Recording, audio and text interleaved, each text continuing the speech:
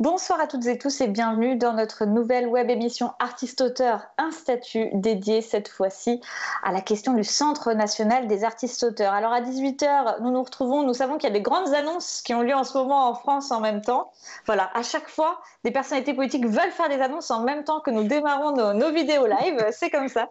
Mais nous avons le plaisir ce soir de vous retrouver et puis vous pourrez voir en replay ce live exceptionnel. Exceptionnel parce que c'est la première fois qu'on accueille autant d'organisations professionnelles des métiers de la création, d'horizons très variés et même de l'étranger pour la première fois. Et nous allons échanger aujourd'hui autour de cette proposition d'un Centre national artiste-auteur et essayer d'éclairer aujourd'hui en France les grandes défaillances que nous rencontrons de manière systémique dans nos différents métiers et comment l'État, les pouvoirs publics pourraient y répondre de manière, espérons, rationnelle. Alors ce soir, nous sommes en présence de Suzanne. Bonsoir Suzanne. Bonsoir et bonjour pour les personnes du Québec qui nous écoutent. Exactement, on est en plein décalage horaire parce que Suzanne, tu représentes donc l'UNEC, qui est l'organisation professionnelle dédiée à la défense des écrivains et écrivaines québécoises. Tu vas nous en dire un petit peu plus. Nous accueillons aussi Sébastien de la DABD. Bonsoir Sébastien. Bonsoir Samantha, bonsoir à tout le monde et bonjour du coup au Québec. Et nous accueillons Catherine du CAP, que vous avez déjà vu. Bonsoir Catherine. Bonsoir. Alors pour démarrer dans le vif du sujet, on avait envie aujourd'hui, Suzanne, d'inviter l'UNEC. Alors l'UNEC, nous on connaît bien ses activités par ailleurs et voilà, on salue avec beaucoup d'enthousiasme toutes vos actions parce que nous savons qu'en ce moment vous avez beaucoup de sujets brûlants.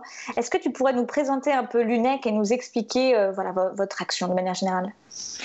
Alors l'UNEC existe depuis plus de 40 ans maintenant, un très bel âge je trouve, et elle représente 1600 membres à peu près. Mais on a une représentativité grâce à une loi du statut de l'artiste. Je vais avoir l'occasion d'en parler, c'est extrêmement important au Québec. Et c'est une loi qui a fait en sorte que l'UNEC représente en fait tous les écrivains et toutes les écrivaines au Québec. Et le défaut de cette loi-là, malheureusement, c'est qu'elle n'oblige absolument pas les éditeurs à négocier avec nous. Ce qui fait qu'on se bat depuis plus de 30 ans, depuis en fait la promulgation de ces lois-là, pour tenter de négocier avec les éditeurs des ententes cadres, des ententes collectives. Aucune ne s'est signée jusqu'à présent parce qu'il n'y a pas d'obligation. Alors, on peut discuter gentiment à table avec eux de certains enjeux. On connaît bien. Il n'y a pas d'obligation de résultat, donc il n'y a pas. On a fait une reddition de compte, par exemple. La reddition de compte, on sait à quel point c'est important. Avec l'ANEL, qui représente les éditeurs, on a fait une très bonne reddition de compte, sauf que c'est pas appliqué.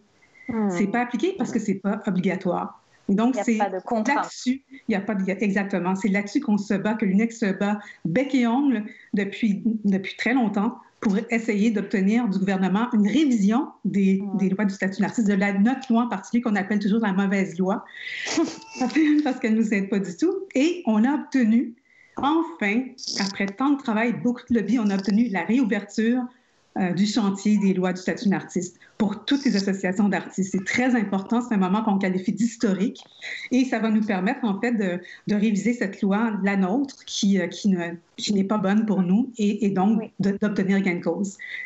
Voilà. Tout à fait. Alors nous, on avait beaucoup travaillé avec l'UNEC et notamment la Ligue a produit un document où on vous a rencontré, on a essayé de comprendre comment ça fonctionnait au Québec. Et ce qui est très intéressant, c'est qu'en effet, vous êtes reconnus comme vraiment des professionnels, comme une profession, mais il y a une partie de ce qu'on pourrait appeler les artistes-auteurs tels que nous, on le conçoit en France, qui peut avoir de la négociation collective, qui a accès à beaucoup plus de cadres contraignants dans les conditions de travail. Et l'autre partie dont fait partie les écrivains, qui aujourd'hui finalement est exclue des dispositifs qui permettraient d'avoir ces négociations dites collectives. On voulait aussi discuter avec toi, Suzanne, ce soir, pour que tu nous expliques comment ça s'est passé au niveau de la crise sanitaire. Parce qu'aujourd'hui, on parle de ce projet d'un centre national artiste-auteur, parce que nous faisons le constat en France de l'échec en fait des pouvoirs publics à avoir géré en fait notre population pendant cette crise sanitaire, parce que nous n'avons pas été identifiés, parce qu'on a eu des fonds très divers et incompréhensibles, etc.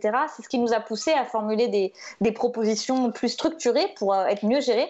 Est-ce que tu peux nous expliquer en 2 mots comment ça s'est passé pour vous? Comment un artiste-auteur au Québec a eu accès à des aides? Voilà. Mais comme vous savez, il y a 2 paliers de gouvernement au Canada. Il y a le gouvernement fédéral et le gouvernement provincial du Québec pour la province du Québec. Au fédéral, on a eu beaucoup d'efficacité. On a eu une prestation d'urgence très simple à remplir. Il y a eu des petits problèmes à régler au début parce qu'on était travailleurs autonomes, évidemment, mais ça s'est arrangé très facilement. Et c'était facile, le formulaire était ultra facile à remplir, ce qui fait que beaucoup de nos écrivaines et écrivains, les artistes en général, ont pu avoir accès à cette prestation d'urgence facilement et rapidement. Par contre, je dirais qu'au niveau provincial, bien sûr, il y a eu beaucoup d'aide qui a été apportée, mais c'était une aide sélective et il n'y a pas eu d'aide directe. Donc, pour les écrivaines et les écrivains, c'était pas nécessairement, et pour les artistes en général, c'était pas nécessairement toujours la bonne solution. Les bourses ont été augmentées, sauf qu'il y a eu 500% d'augmentation des demandes.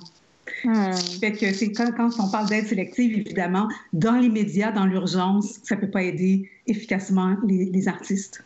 Bien sûr.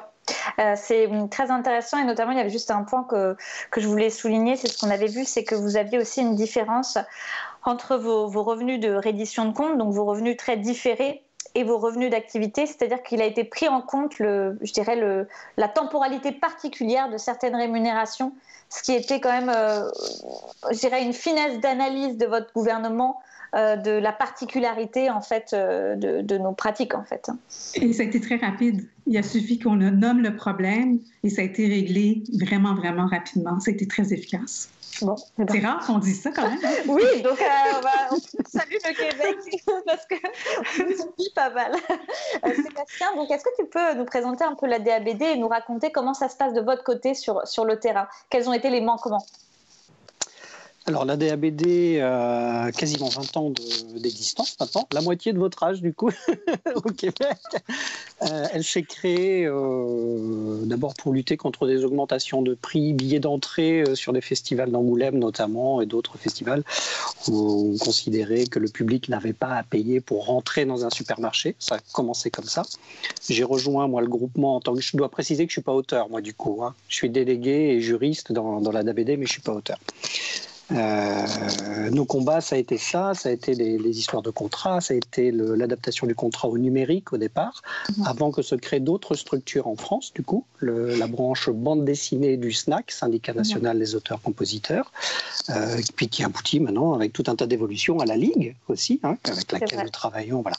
Donc nous sommes mis un petit peu en retrait sur le côté militant. On est plus une association maintenant de représentation des artistes et des auteurs, bien sûr, et des auteurs bande dessinée spécifiquement. Mais on est surtout une association d'information, de communication, d'échange. Nous, on avait constaté un grand déficit d'information des auteurs et autrices sur leurs conditions de travail, sur les contrats, bien évidemment, sur les conditions de rémunération au sein du milieu lui-même, qui est pourtant un petit milieu, mine de rien, hein, où on peut échanger, on peut quand même avoir quelques bouts d'infos, mais on n'a pas d'informations stables, claires, voilà, les mêmes pour tout le monde. C'est plus du bouche à oreille entre copains, copines. Il nous manque un observatoire, on en reparlera, voilà, sans doute. Manque d'informations dramatiques sur tout ce qui est statut social et fiscal, bien évidemment. Ça, je pense qu'on va en parler aussi beaucoup. Et donc, on s'est constitué surtout pour rassembler des infos, les partager le plus possible, d'abord par l'organisation de colloques sur la chaîne du livre bande dessinée au départ, ensuite en se concentrant de plus en plus sur les métiers d'auteur uniquement. Alors avec cette spécificité que nous, on va avoir des auteurs scénaristes, des auteurs dessinateurs, dessinatrices, des auteurs coloristes, des lettreurs, lettreuses, voilà, on a tous ces métiers-là en fait qui vont être représentés, qui peuvent être du côté de l'écrit comme du côté des arts visuels. On est un peu à cheval aussi entre deux secteurs chez nous. Hein. Comme à la Charte. Vous en parlerez beaucoup, voilà, et comme à la Charte, du coup. Avec quand même cette spécificité aussi qu'on a des contrats souvent, peut-être à la différence de l'édition jeunesse, des contrats, même si c'est plus le cas dans toutes les maisons d'édition maintenant, mais des contrats qui valent pour l'ensemble des auteurs d'une même œuvre, ce qui est quand même aussi un avantage, parce qu'on avait quand même une petite visibilité au moins sur le partage lié à un livre, à une bande dessinée, à un album, on sait à peu près quelles peuvent être les répartitions. Mais ça, c'est de moins en moins vrai. Oui. C'est des petites choses qu'on voit évoluer avec le temps. Donc voilà, on s'est créé pour ça, pour créer ce réseau d'information. Et du coup, on exerce maintenant principalement on avait un site internet, un forum. Les forums, c'est plus vraiment d'actualité. Donc on est parti plus sur les réseaux sociaux maintenant, avec une page ADABD qui fonctionne plutôt pas mal. Je vois qu'on échange beaucoup les uns les autres. Et ça, c'est fort. D'ailleurs, depuis tout le boulot que vous faites au CAP, à la Ligue, entre autres, nous, on partage beaucoup parce que voilà, ça nous parle aussi, des deux côtés, du coup. Et je sais que vous relayez aussi beaucoup. Ce boulot, on le met à disposition du public gratuitement, en fait. Alors, quand je dis du public, c'est aussi bien des auteurs, artistes-auteurs, que du grand public. On a vocation aussi à informer sur les spécificités de nos métiers. Pour le festival, pour le grand public, pour les parents dont les enfants voudraient accéder au métier. Donc on écrit des petits livrets sur l'accès à la profession, comment ça se passe, qu'est-ce qu'il faut connaître, les informations sur le statut quand on les connaît, quand on peut les anticiper. Ce n'est pas toujours simple à trouver. Voilà, je pense que c'est une bonne présentation de la DABD pour ceux qui ne la connaissent pas. Et c'est vrai que c'est une association historique et c'était intéressant que vous ayez la parole sur tous ces sujets parce que beaucoup d'associations en France se sont fondées sur le manque d'informations. C'est-à-dire qu'avant même de pouvoir avoir juste l'énergie de se battre pour nos conditions, on en est au stade où on essaye de compenser les manquements de l'État. Catherine, est-ce que tu pourrais un peu nous en dire plus sur cette proposition du Centre national artiste-auteur? On va voir une vidéo après, mais résumer ce qui a conduit un certain nombre d'organisations aujourd'hui à formuler cette proposition. Mais en fait, je pense que depuis le temps qu'on a des problèmes et que c'est toujours les mêmes problèmes, on a réfléchi, on s'est dit mais bon, c'est pas parce qu'on nous aime pas ou enfin je veux dire on n'est pas paranoïaque, donc on a cherché à comprendre mais pourquoi ça fait des décennies qu'on est aussi mal géré quoi. Et en fait, c'est tout simplement parce qu'on n'est pas clairement identifié. Donc effectivement, comment gérer on est un secteur, y compris un secteur économique, c'est nous qui créons des œuvres. Et en fait, voilà, le ministère de la Culture s'est créé il y a un peu plus de 60 ans, mais il n'a jamais repéré, ce qui est quand même un paradoxe un peu hallucinant, il n'a jamais repéré le secteur de la création, c'est-à-dire notre secteur économique. Donc, parti de là, n'ayant pas repéré le cœur même de toute la culture, effectivement, il nous gère mal, quoi. Donc ça, c'est vraiment le premier problème, c'est qu'en réalité, voilà, quand on parle d'auteurs, on pense qu'il ne s'agit que des écrivains. Quand on parle d'artistes, on nous confond avec les artistes-interprètes. Donc, les artistes-auteurs ne sont pas repérés et à chaque fois, on repart... Bon, moi, j'ai quelques heures de vol derrière moi et je veux dire, à chaque nouveau gouvernement, on repart casse départ pour dire « youhou, on existe », etc. Parce qu'on est institutionnellement pas repéré, quoi. Donc c'est vrai que la première chose en réalité ce serait déjà de faire un observatoire de nos métiers qui sont certes divers, mais tous nous créons des œuvres et c'est ça qui nous rassemble. Donc ça c'est la première chose et le rapport Racine faisait remarquer qu'effectivement il y a un manque de données, de statistiques, etc. Même s'il en existe, il en existe mais par petits bouts tous les 5 ans ou voilà, alors qu'il y a une base qui est nos déclarations annuelles sont une ressource parfaite pour faire un observatoire. Encore faut-il le faire, quoi. Donc il y a ce premier problème d'observatoire, puisque en fait on n'est pas calculé en quelque sorte. Et puis le deuxième problème, et en fait le CAP c'est pareil, c'est créé à la base en 1996 sur ce problème de déficit d'information. Donc c'est quand même horrible de se dire que 25 ans après, on en est toujours à ce déficit-là de simplement donner des informations sur comment créer son activité, quelles sont les conditions d'exercice, quels sont nos droits, quels sont nos devoirs. Tout ça, c'est disséminé un petit peu partout et d'une manière complètement contradictoire qui plus est. Donc il y a vraiment besoin d'un portail d'informations fiables sur tous les aspects de nos métiers, sur l'exercice professionnel. Et ça, c'est vrai, c'est un besoin de tout le monde. Là, actuellement, c'est complètement aberrant que tout soit comme ça, éparpillé partout. Bien sûr, on a d'autres besoins qui sont essentiels. Par exemple, on n'a pas de service de médiation. Donc, quand il y a un souci entre un artiste-auteur et son diffuseur, eh bien, en fait, l'artiste-auteur est laissé tout seul, il doit se débrouiller. Et bien entendu, on sait très bien qu'on est toujours la partie faible du contrat, donc c'est très compliqué. Non seulement on est la partie faible, mais on est aussi souvent la partie la moins argentée. Donc on n'a pas non plus les moyens. Enfin voilà, c'est compliqué.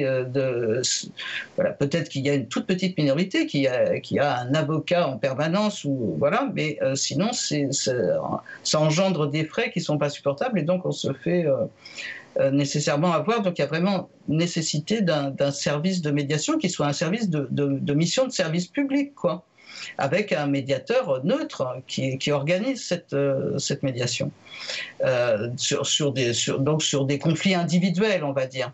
Après, au-delà des conflits individuels, on a exactement Mais nous, on a un double problème, en fait, par rapport au Québec, parce que nous, la question de la représentativité est carrément pas réglée du tout. Donc là, pour l'instant, c'est, je dirais, n'importe quoi. Et voilà, il n'y a pas de négociation collective qui puisse être derrière, véritablement validée par les pouvoirs publics, etc. Et on a un peu le même problème, c'est-à-dire que parfois, il y a des chartes de bonnes pratiques. Et le problème des chartes de bonnes pratiques, c'est qu'il n'y a que les gentils qui l'appliquent. Or, c'est avec les méchants qu'on a des problèmes. Donc, en fait, ça sert à rien, quoi. On peut toujours... Enfin, si, ça sert à nourrir la réflexion. Évidemment. Non, ça sert ça sert à nourrir la réflexion sur tous les problèmes qu'on a. Mais ça ne les résout pas. En fait, ça trouve sa limite. C'est-à-dire qu'on voit...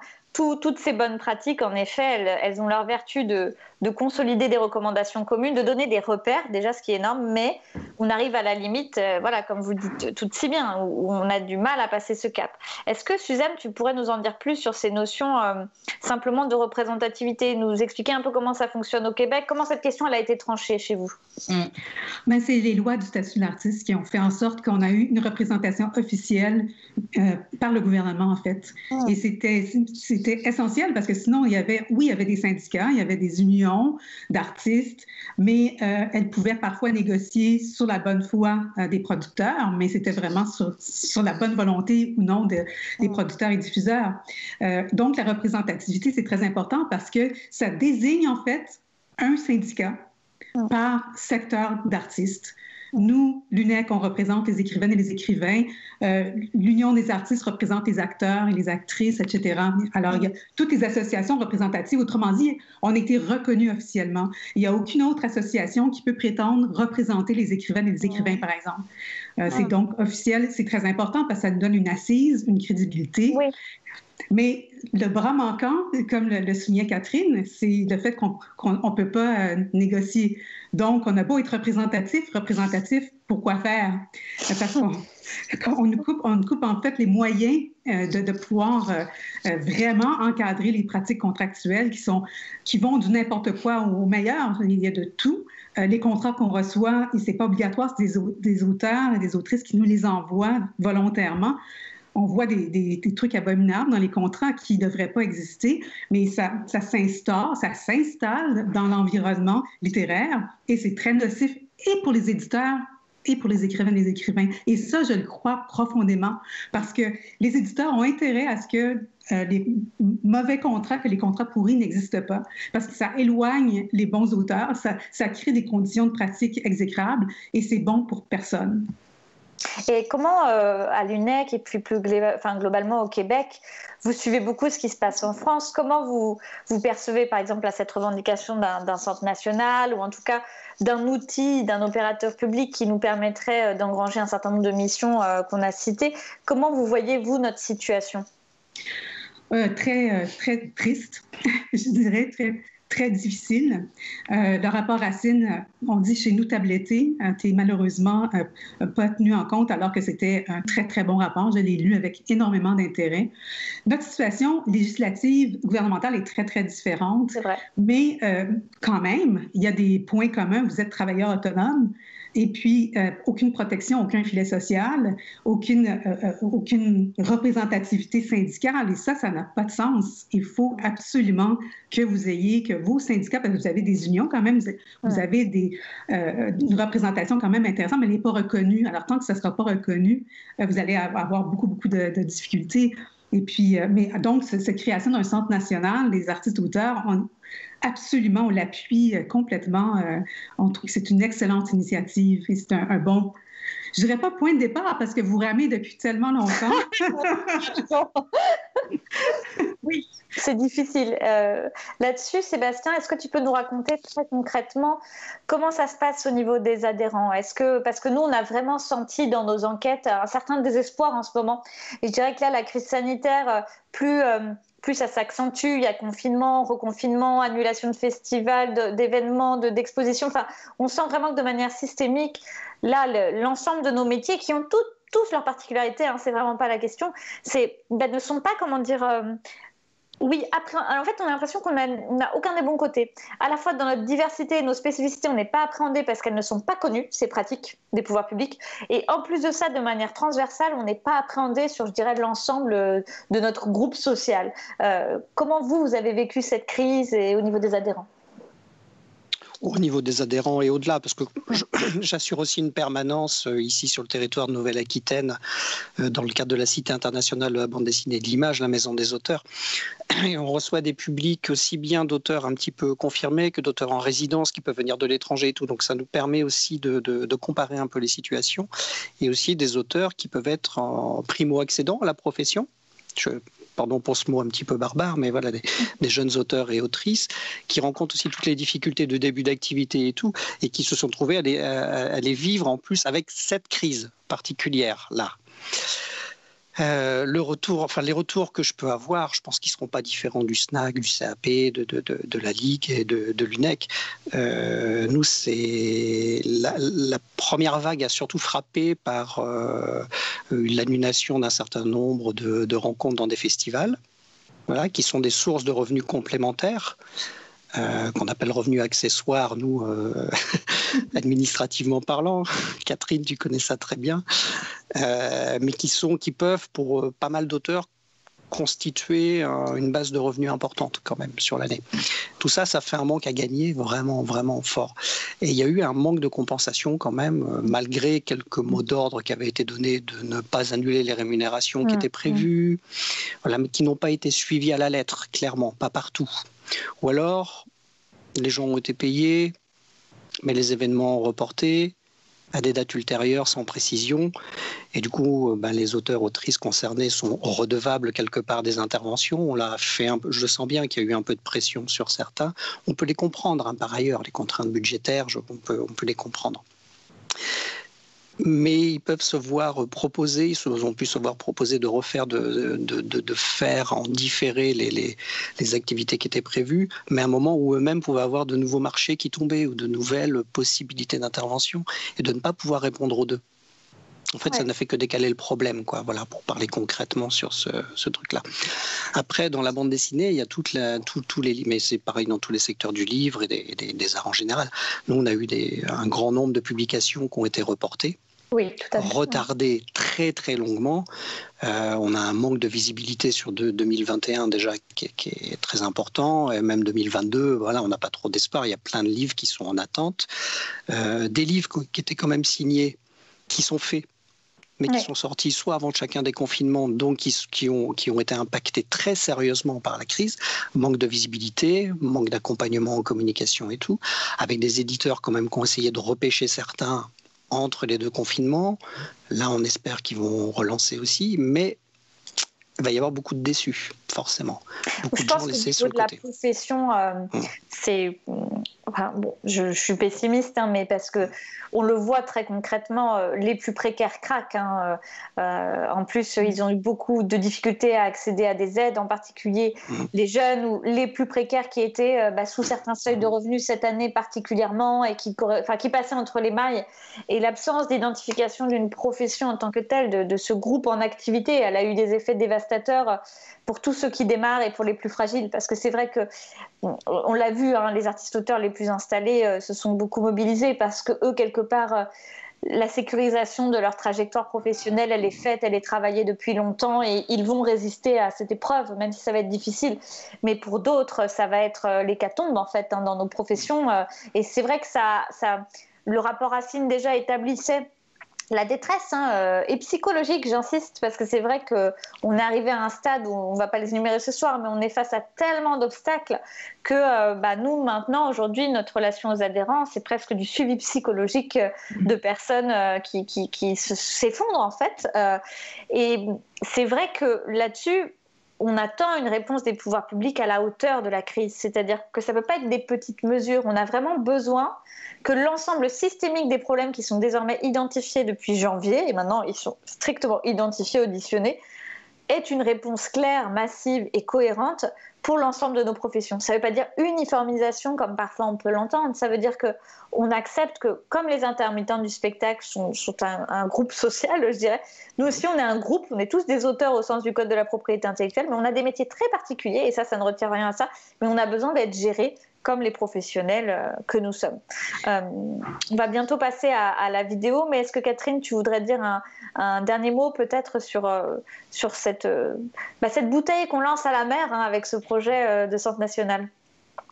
Mais en fait, moi, ce que je voudrais dire simplement, c'est que tant qu'on n'aura pas, tant que l'État, en réalité, n'aura pas d'outils pour nous gérer, on continuera, comme depuis 60 ans, à essayer de vider la mer avec une petite cuillère, à faire des bricolages par-ci par-là, à faire des effets d'annonce qui n'ont pas d'effet concret, et on n'avancera pas, quoi. C'est-à-dire que effectivement, le jour où il y aura un gouvernement qui sera capable de créer ce Centre national des artistes-auteurs, ce sera une mesure véritablement historique et ça signifiera qu'enfin, l'État français reconnaît que les créateurs et les créatrices sont une population dont il faut s'occuper. Parce que tant qu'ils ne font pas ça, ça signifie en creux que c'est pas grave. Voilà, je veux dire, cette lacune, ce déficit-là est vraiment grave, quoi. J'aimerais ajouter que l'union de tous les artistes, des créateurs, des créatrices est tellement importante. Et nous, on s'est associés récemment à un puissant syndicat qui nous aide beaucoup dans notre lobby. Et c'est une façon de nous faire entendre par les gouvernements, finalement. Puis cette union des artistes, dans tout le sens noble du terme, elle est très importante. Et on vous appuie totalement. On pourrait vous dire que notre cœur est avec vous et la bataille chez nous est loin d'être terminée, mais je pense que le fait qu'on soit ici ensemble aujourd'hui est vraiment très important. Et de manière internationale, c'est-à-dire au-delà de, strictement la France, mais de voir ce qui se passe à l'étranger, c'est quelque chose qu'on va creuser de toute façon. En tout cas, Suzanne, tiens-nous au courant, que l'UNEC nous tienne au courant, qu'on relaye vos actions. On est très curieux de voir comment ça va aboutir. Est-ce que tu peux juste nous dire, pour finir, la prochaine étape, là où vous en êtes de votre côté? Dépôt des mémoires pour la révision du statut de l'artiste. Ensuite, il va y avoir une autre étape. J'imagine que le gouvernement va examiner nos mémoires, faire rapport, et ensuite, ça irait en commission parlementaire. Donc, nous, on souhaite que ça se passe dans un échéancier serré parce qu'on est prêt depuis 30 ans. Donc, Et est-ce que vous travaillez avec le RAV? Vous travaillez ensemble? Oui. On est sous la même loi avec le RAV. Oui, vous êtes sous la même loi. On n'a pas les mêmes problèmes tout à fait, mais mais je veux dire, pour vos propositions, vous travaillez ensemble ou séparément? On a eu des positions communes à travers le temps, absolument. Oui, Nous, on s'efforce d'avoir des positions communes depuis quelques temps, notamment grâce à la Ligue et au CAP principalement. J'insiste beaucoup sur vos deux groupements, mais vous le savez, c'est toujours sincère quand je le dis. Oui, je sais que depuis qu'on échange, on avance concrètement sur des points. Voilà, oui. Ça fait 20 ans de recul que j'ai maintenant là-dedans. Réellement, je vois des choses avancer. Ça me fait bien plaisir. Il y a encore beaucoup de boulot. Je vois tous les efforts que vous fournissez l'une et l'autre, notamment, et tous les gens qui sont autour de vous, bien sûr. Et ouais, bravo. Et merci beaucoup pour tout ça. On fait ce qu'on peut et en effet, on vous appuiera tout le temps. Voilà. En effet, on rame pas mal. Mais on rame, mais on essaye de faire au mieux, en tout cas. On fait des propositions, on est moteur de changement parce qu'on ne peut pas aujourd'hui se satisfaire de l'écosystème tel qu'il est et de comment ça a fonctionné. Je crois qu'il faut qu'on fasse face avec lucidité, sans animosité, en tout cas, à ces défaillances graves qui nous ont porté préjudice et à réfléchir à la construction de cet avenir. Merci à tous les trois d'avoir été avec nous. On va vous quitter parce qu'on va retrouver d'autres organisations professionnelles, d'autres métiers. Et puis, on va donc avoir un petit intermède avec Sita qui va nous expliquer en dessin ce que pourrait être ce Centre national artiste-auteur. Émilie, générique.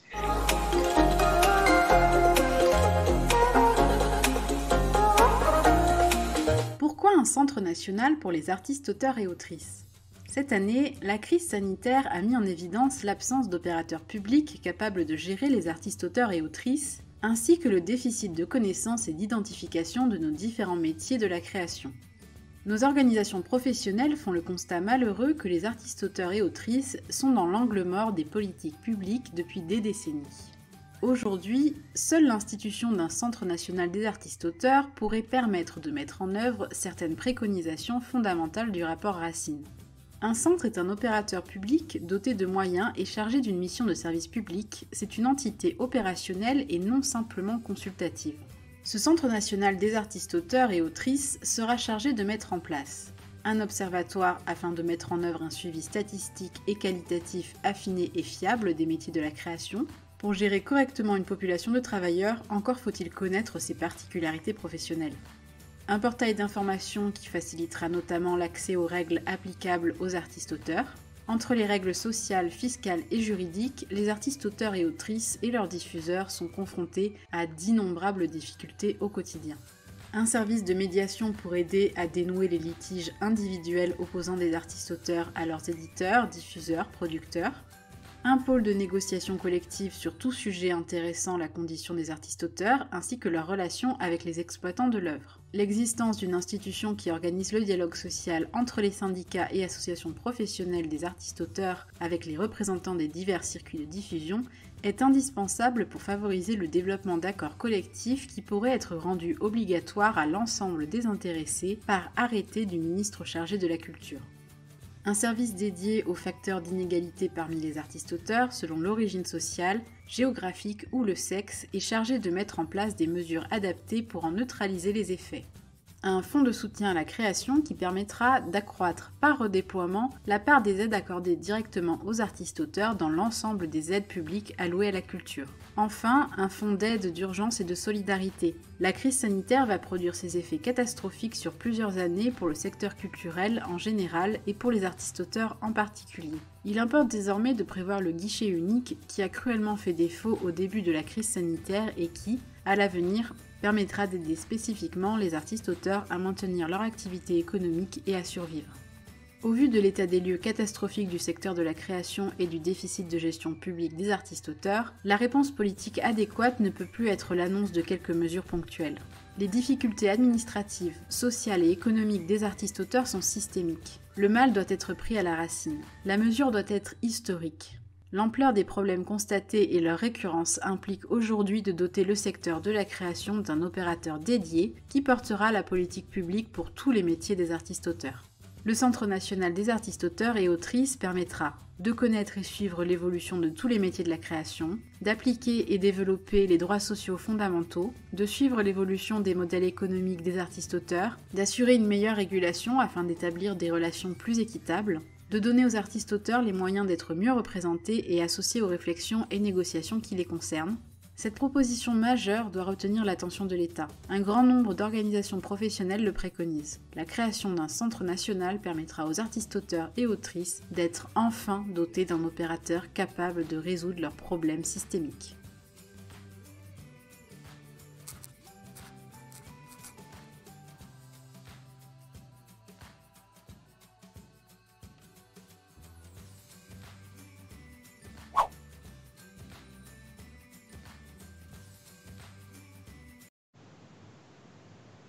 Nous sommes de retour et merci Sita pour cette vidéo très instructive sur ce que pourrait être ce Centre national des artistes-auteurs.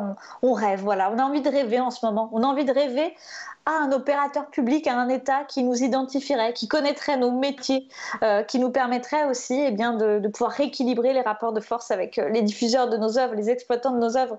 Et nous sommes rejoints par de nouvelles organisations professionnelles. Florence pour la charte. Bonsoir Florence. Bonsoir. Nous sommes aussi rejoints par Georges pour le SNP. Bonsoir Georges. Bonsoir. Et nous avons le bonheur d'accueillir Philippe parce que c'est la première fois qu'on peut accueillir ce nouveau syndicat qui s'appelle le SMC, syndicat des auteurs et compositeurs et compositrices de musique contemporaine. Vous êtes créé il n'y a pas longtemps et écoutez, c'est vraiment une joie de vous accueillir et de pouvoir entendre aussi vos propres problématiques des compositeurs et compositrices de musique. On est ravis. Merci Samantha. Du coup, on va démarrer par les nouveaux. Moi, j'ai envie de dire. Alors, on va commencer par le plus jeune. Allez.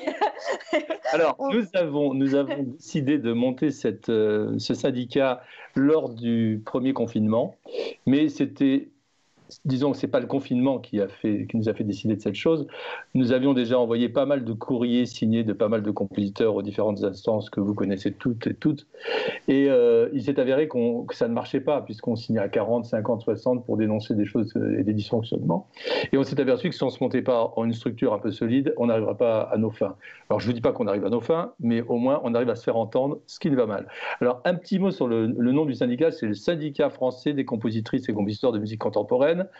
Et on a beaucoup réfléchi avant de prendre ce nom parce que le mot musique contemporaine fait peur à tout le monde. Donc on nous a dit oui, vous êtes dans votre ghetto, etc. Non, pas du tout. Moi je revendique, on parle d'art contemporain, de danse contemporaine. Moi je vois pas pourquoi on parlerait pas de musique contemporaine et je me fous de ce que pensent les détracteurs de ce terme. Donc on a décidé de prendre ça en main. Et pourquoi ? Parce que en fait c'est une pratique qui n'est pas la même pratique que la musique de film, qui n'est pas la même pratique que le rock, la variété. Moi j'ai fait différentes musiques dans ma vie, mais j'ai décidé d'écrire ce qu'on appelle la musique contemporaine. C'est la musique qui a suivi depuis Ravel, Debussy, Messiaen, Schoenberg, Berg, Webern et ceux qui viennent après. C'est un genre de tradition d'écriture qui passe par l'orchestre, l'opéra, maintenant les musiques électroniques, puisqu'on est lié aux nouvelles technologies aussi. Mais cette tradition-là, qui est carrément une tradition de pensée, si j'ose dire, et une tradition d'éthique d'une certaine manière. C'est pour ça qu'on s'est réunis, parce que c'est une musique qui n'a pas de commercialisation possible dans un temps court.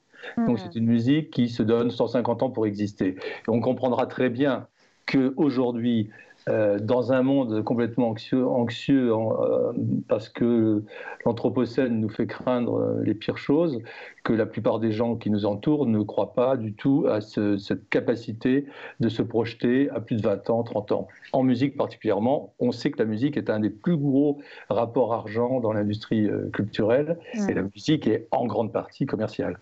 Donc nous, on se positionne de façon très élitiste pour certains, mais nous, on ne le considère pas. On considère qu'on fait un travail qui n'est pas une niche, qui n'est pas une esthétique, qui est la suite logique d'un grand mouvement de pensée. Voilà, c'est tout. Finalement, on est vieux, on est un jeune, on est des vieux. Nous travaillons sur la tradition. En tout cas, voilà. Pour le coup, d'un point de vue, parce qu'on parle beaucoup de représentativité, et c'est vrai qu'on estime qu'il y a environ 1300 compositeurs et compositrices de musique au sens large en France vivant en activité, et vous avez déjà plus d'une centaine d'adhérents alors que vous êtes créé depuis peu. En musique contemporaine, on peut estimer qu'il y a peut-être 300 personnes qui font vraiment activement et professionnellement ça, et on va être très vite 150-200, puisque au début, on n'a pas interdit aux gens de venir, bien entendu, mais on s'est coopté petit à petit pour être sûr d'être dans une logique à peu près éthique. J'aime bien le mot éthique parce que le mot esthétique ne m'intéresse pas du tout, mais éthique. La façon d'aborder notre boulot, comment on veut aborder notre travail, pourquoi on veut écrire de la musique aujourd'hui alors qu'on sait que c'est foutu d'une certaine manière. Qu'est-ce que c'est que ces bouteilles à la mer qu'on est en train d'écrire, à qui vont-elles s'adresser? Et donc tout ça nous a posé beaucoup de problèmes. Alors, pour rentrer dans les problèmes concrets et dans les problèmes de Covid, on s'est aperçu très vite que quand on a monté cette affaire, la plupart de nos jeunes camarades, et vieux camarades aussi, mais je le savais déjà parce que je suis directeur je retourne un peu en arrière. Je l'ai monté avec Pierre Jodlowski au début, qui est directeur d'un centre, une compagnie électronique et théâtre à Toulouse. Moi, j'ai un ensemble à Paris de musique contemporaine avec 20 musiciens. Donc, on a quand même une grosse expérience de terrain depuis 30 ans de ce que c'est que de vendre des concerts, monter des concerts et diriger des musiciens.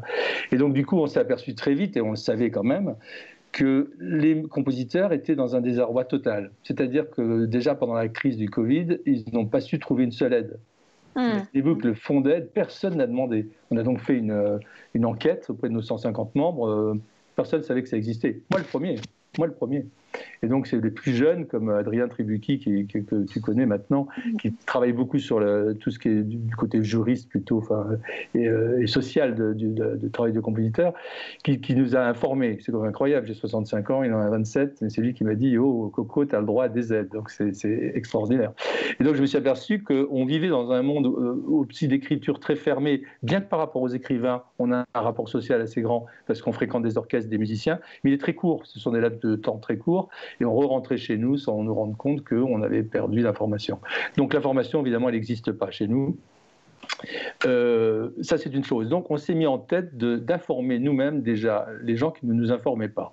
D'une certaine manière, on s'est dit, qu'est-ce qui se monte en ce moment d'important? Le CNM, qui est une usine à gaz, à laquelle je me suis opposé, moi, longtemps, dans des tas de réunions que j'ai eues avec la FEVIS, le Profedim, etc., en leur disant, attention, c'est un broyeur, puisque le CNM, c'est un machin qui est calqué sur le CNC, mais qui n'a pas du tout le même façon de fonctionner, puisque la musique ne rapporte pas de l'argent de la même façon, en tous les cas pas nos musiques. Donc quelle place on aura dans un organisme qu'on n'abonde pas avec nos musiques? Donc évidemment c'est un gros problème. Il se fait que Nissen s'est interrogé sur cette question et s'est aperçu qu'on n'était pas complètement idiot, parce qu'elle aime la musique contemporaine, classique, etc. Et elle s'est aperçue qu'évidemment les pratiques n'étaient pas celles de la musique de rock ou de variété, etc. Donc elle a commencé à dire il faut monter une structure qui s'appelle maintenant la Maison de la musique contemporaine, qui est comment dire, une compression d'un truc qui s'appelait MEFA, qui venait de la SACEM, qui était le disque, d'un truc qui s'appelait Musique Nouvelle MNL, musique je sais plus comment c'est, Nouvelle en Liberté, qui était une émanation d'un truc qui datait de Chirac, et puis du CDMC, le Centre de documentation de musique contemporaine, qui était donc payé par la SACEM. Et donc tout ça s'est compacté pour faire un machin dans lequel on ne sait pas ce qu'il y a encore. Donc le CNM se monte, ce truc-là se monte, et nous on arrive au bon moment d'une certaine manière, parce qu'on est en train de leur expliquer ce qu'il faut mettre dedans. C'est pas mal. Tout à fait. Voilà. Et par rapport à notre question d'un centre national artiste-auteur, ce qu'on entend beaucoup, c'est une question à laquelle on doit répondre et sur laquelle on doit s'interroger, c'est qu'il y a déjà des centres nationaux sectoriels, en effet, le livre, la musique, l'audiovisuel, etc. Je pense que si on arrive avec cette proposition, à laquelle il y aura une réponse favorable ou non, mais cette proposition, elle dénote en tout cas, quoi qu'il arrive, du fait que dans nos centres nationaux sectoriels, il y a un problème en fait, parce qu'on n'arrive pas à peser, à être représenté justement, ou simplement à avoir des dispositifs efficaces. La preuve en est que pendant la crise sanitaire, nos opérateurs publics, à qui on a donné un budget spécifique pour nous, ont délégué aux organismes de gestion collective en partie un certain nombre de choses. Georges, est-ce que tu peux nous en dire plus là-dessus, sur comment ça s'est passé durant la crise sanitaire du point de vue des aides sectorielles? Oh là là. C'était vraiment la panique. C'était vraiment la panique parce que les seuls organismes qui vraiment s'occupaient des arts visuels, c'était les centres nationaux les CNAP, le Centre national des arts plastiques. C'est le seul centre national qui a pris sa mission en charge avec des aides vraiment complémentaires, même si on ne pouvait pas les additionner au Fonds de solidarité, elles n'étaient pas en mimétisme du Fonds de solidarité. Et c'était, par rapport aux autres secteurs, c'était absolument ridicule. Oui, vous avez eu un budget dérisoire. Ouais. Ça a été récemment majoré, mais en fait, c'est très, très faible. L'invisibilité des artistes auteurs en général, elle est énorme, mais dans les arts visuels, c'est encore pire. C'est plutôt vous, les gens dans la musique, dans les livres, qui sont plus visibles. Parce qu'on est dans des secteurs de diffusion qui génèrent plus d'argent, et donc par effet, voilà. Mais c'est vrai qu'éthiquement, c'est quand même une vraie question à se poser. Ces fractures sociales entre différents créateurs et créatrices, on devrait être aidé, comme tout travailleur français est aidé avec des aides qui ne sont pas conditionnées à combien rapporte son secteur. En réalité, je veux dire, les salariés ou les indépendants, c'était quand même des aides qui étaient structurées à la base sans des ruptures d'égalité telles que nous, on les a vécues. C'est surtout que dans les arts visuels, il n'y a que des travailleurs indépendants. Il n'y a pas de producteurs. Et donc, pour le public en général, un artiste des arts visuels, bon, et c'est pas seulement pour le public en général, c'est aussi pour le ministère des Finances, tiens, par exemple, quand on va voir notre inspecteur des impôts, il croit encore que voilà, les dimanches, comme ça nous prend, on fait une œuvre. C'est une caricature, hein, mais c'est une réalité aussi. C'est-à-dire qu'ils sont un mal fou, par exemple, le ministère des Finances, il y a pas mal de directions qui croient encore qu'une œuvre de commande ne peut pas être une œuvre d'un artiste-auteur. Oui, bien sûr. C'est absolument merveilleux. Donc, comme il n'y a pas des gros producteurs pour faire du lobbying, eh bien, c'est nous qui devons nous organiser tout seuls, les différents syndicats, pour arriver à se faire comprendre. Comprendre déjà, tout à fait. C'est comprendre déjà. Mais j'ai un exemple qui je ressors souvent, c'était en 2015, c'est sur la loi Liberté, Création, Architecture et Patrimoine. Nous avons réussi les CAP et moi j'étais dans une autre organisation, enfin on était 4 ou 5 organisations, je ne m'en souviens plus. On n'était que 2 personnes qui ont réussi à se faire accueillir, à se faire écouter par les rapporteurs au Sénat, les rapporteurs de la loi au Sénat.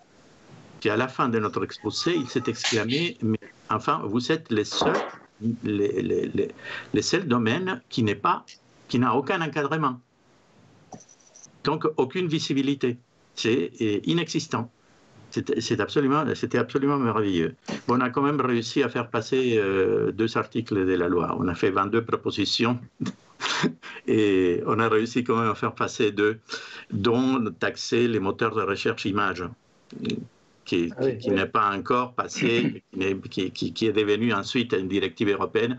En fait, qui est une directive européenne qui s'est inspirée un peu de ce qu'on avait discuté.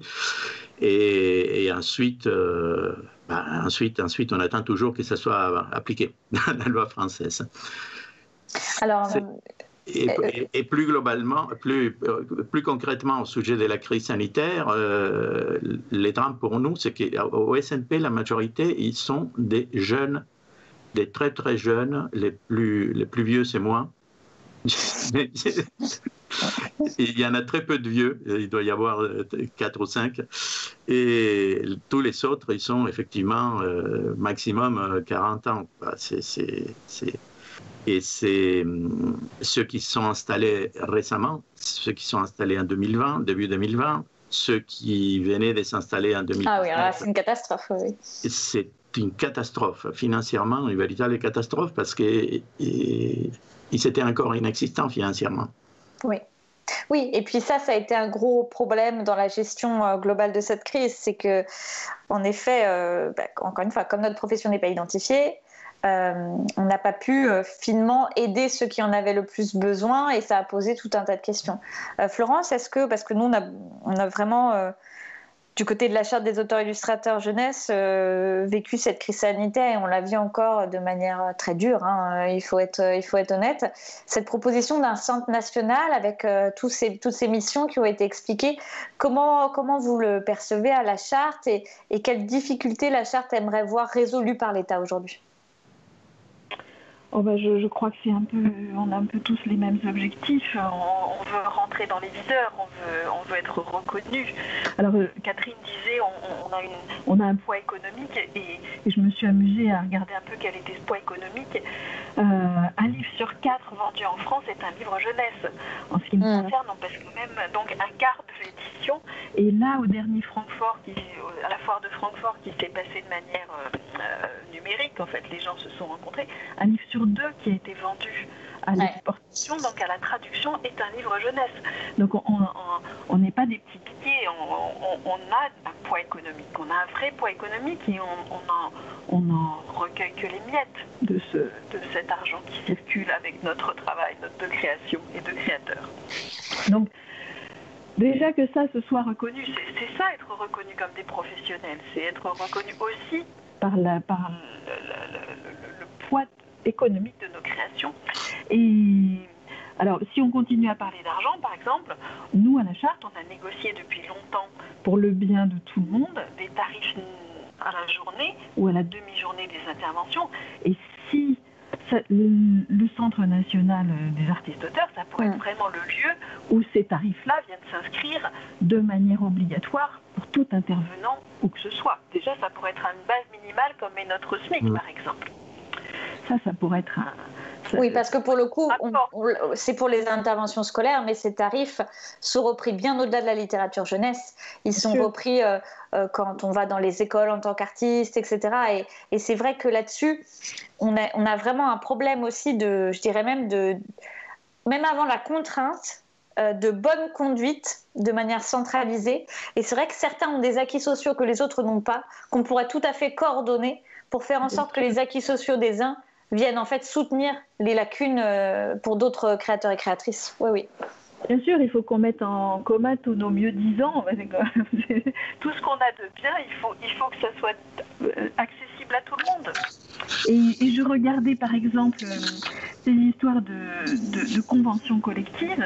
Avoir une convention collective, négociée collectivement, ça pose déjà une base de droits sociaux énorme. Et j'ai été regarder un peu, lire celle des intermittents du spectacle qui sont comme nous. Vraiment, on est pareil, on est des artistes-auteurs, sauf que eux sont des interprètes et nous on est des créateurs. Bon, ils peuvent être aussi créateurs, mais et par exemple, il y a écrit en toutes lettres que dans cette convention collective, il y a une obligation pour les employeurs à travail égal et à activité égale de rémunérer les femmes comme les hommes.